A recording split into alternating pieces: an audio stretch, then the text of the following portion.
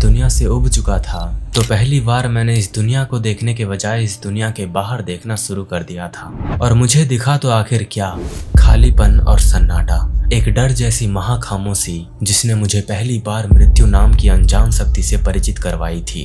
कितने अकेले हैं हम, 800 करोड़ की आबादी होते हुए भी बहुत अकेले हैं हम, क्योंकि इस गोले के बाहर केवल और केवल आपको अनंत सन्नाटा मिलेगा। यही चीज हमें अज्ञात से परिचित करवाती है दोस्तों। अगर मैं आपसे पूछूं तो आपके लिए सबसे बड़ा अज्ञात क्या है, इसका उत्तर सिर्फ एक शब्द ही है, मृत्यु।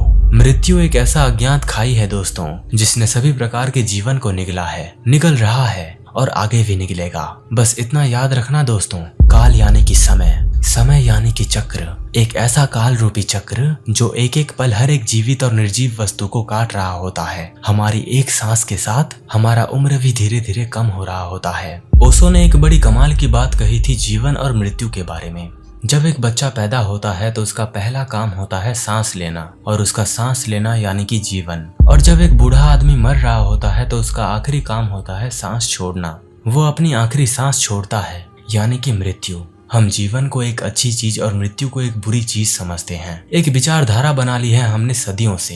अब इस विचारधारा को छोड़ो। जीवन को जिस तरह देखते हो मृत्यु को भी उसी तरह देखो। सांस के आने जाने पर ध्यान दो। हर एक पल तुम जीवन ले रहे हो और मृत्यु से क्षीण हो रहे हो। इसीलिए मैं कहता हूँ कि मृत्यु हर वक्त मौजूद है और ये अपना काम हर वक्त कर रही है।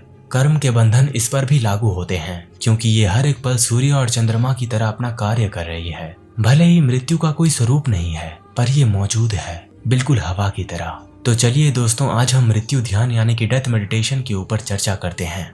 मृत्यु ध्यान यानी कि डेथ मेडिटेशन, जीते जी ही मर जाना, या यूं कहूं तो मृत्यु का अमर स्वाद चखना, खालीपन या शून्यता और प्योर कॉन्शियसनेस ब्लिस को एकदम गहराई से महसूस करना। बचपन से मुझे पढ़ाया जाता रहा कि जीवन का ऑपोजिट मृत्यु है, पर बाद में जाकर मुझे मालूम हुआ कि जीवन और मृत्यु दो संगी साथी हैं। हम ये भूल जाते हैं कि अगर जीवन कहीं पर मौजूद है तो वहाँ पर मृत्यु भी मौजूद होगा, और जहाँ पर मृत्यु मौजूद है तो समझ लेना कि वहाँ पर पहले जीवन भी मौजूद था। जीवन और मृत्यु को आप कुछ इस तरह समझिए। एक लड़का मैदान पर खड़ा रहकर सूर्य किरण का आनंद ले रहा है, इसे आप जीवन समझो। और मृत्यु यानी कि उसका दोस्त पेड़ की छाया में खड़ा रहकर उसकी प्रतीक्षा कर रहा है। इसीलिए आत्मज्ञानी को जब अमर ज्ञान की प्राप्ति होती है तो वो ना तो किसी की मृत्यु पर शोक करता है और ना ही किसी के जन्म पर उत्सव मनाता है, क्योंकि वो जानता है जीवन और मृत्यु दो अलग चीज नहीं है। तो मैं ये उम्मीद करता हूँ दोस्तों कि आप जीवन और मृत्यु की परिभाषा को समझ गए होंगे। तो अब हम इसके और डीप में उतर कर ये जानते हैं कि मृत्यु ध्यान यानी कि डेथ मेडिटेशन आखिर है क्या।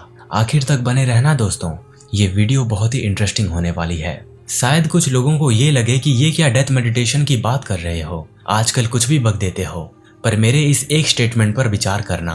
भले ही आपको डेथ मेडिटेशन का डेफिनेशन कुछ और लगे, पर आप ये बात ऑलरेडी जानते हो कि जब एक इंसान की मृत्यु होती है तो उसका जो सेल्फ ईगो था, जो मैं नाम का घमंड था, वो उसके मृत्यु के साथ नष्ट हो जाती है। और मेडिटेशन भी कुछ ऐसा ही होता है दोस्तों।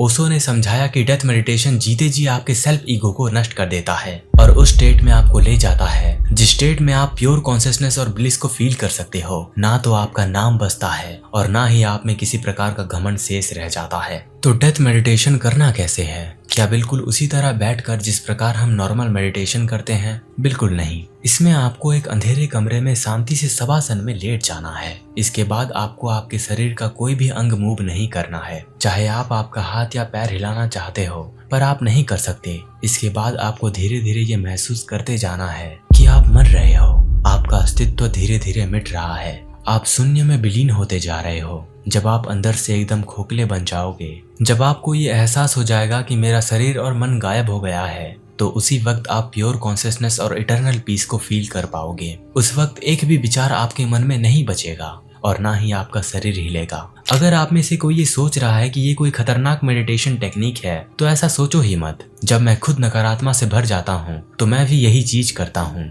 ये बस शांति और परमानंद को एहसास करने का एक तरीका मात्र है। अब तक जितनी भी बातें मैंने कही दोस्तों, ये सब मैंने ओशो से ही सीखा है। ये टेक्निक जो मैंने बताई ये भी ओशो की कही गई एक टेक्निक ही है जिसने मेरी बहुत मदद की है। पर आप में से कितने लोगों को ये पता है कि बुद्धिज्म में भी एक ऐसा ही डेथ मेडिटेशन टेक्निक है जिसे मरणासति कहा जाता है। मरणासति ये पाली भाषा है दोस्तों, जिसका अर्थ होता है माइंडफुलनेस ऑफ डेथ, या आप इसे डेथ अवेयरनेस भी कह सकते हो। दक्षिण पूर्व एशिया के बौद्ध मठों में ये मृत्यु के प्रति सचेत रहने का एक आम प्रथा है दोस्तों। बुद्ध ने मेहनत ना करने को लापरवाही बताई है, इसीलिए बुद्धिस्ट मॉन्क ध्यान के अभ्यास में अपने आप से ये कहकर जागृत करवाते हैं कि मृत्यु कभी भी आ सकता है। पाली कैनन में बुद्धिस्ट लोग कब्रिस्तान चिंतन करते हैं, जिसमें वो लोग सबके सड़ने और उसके 9 चरणों पर ध्यान केंद्रित करते हैं, जिन्हें नवशिवतिका मनसिकरा के रूप में जाना जाता है। हालांकि ये प्रैक्टिस केवल बौद्ध मठों में की जाती है, पर मुझे जो सबसे अच्छा लगा वो ओशो का डेथ मेडिटेशन टेक्निक था, जो कि बहुत ही सिंपल टेक्निक है। आंख बंद करने का सुकून और अंधकार रूपी शांति जब आपके भीतर परमानंद का निर्माण करे, तब आप समझ लेना यही वो शाश्वत शांति है जिसे भौतिक जगत आपको कभी दे ही नहीं सकता।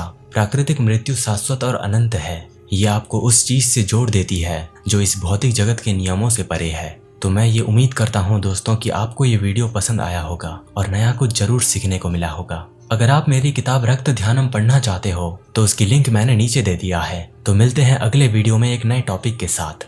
आपका मूल्यवान समय देने के लिए धन्यवाद।